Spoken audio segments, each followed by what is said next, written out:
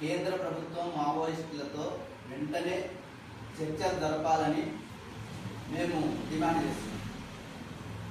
21వ తేదీన జరిగినటువంటి మావోయిస్టు కేంద్ర కమిటీ కార్యదర్శి వల్ల కేశవరావును బూటక ఎన్కౌంటర్లో చంపివేశారు.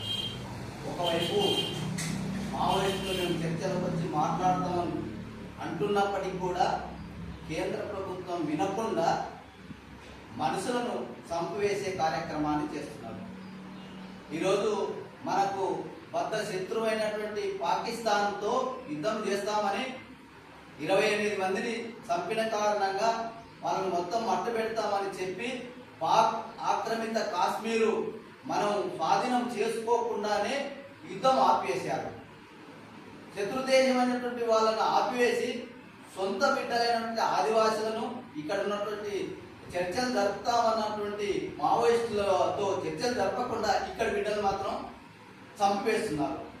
కాబట్టి మేము ప్రజా సంఘాలుగా ఏం తెలుపుతున్నామంటే వెంటనే మావోయిస్టులతో చర్చలు జరపాలి, ఆపరేషన్ కగారును నిలిపివేయాలి, అమాయక ఆదివాసులపై దాడులను వెంటనే నిలిపివేయాలని డిమాండ్ చేస్తున్నాం.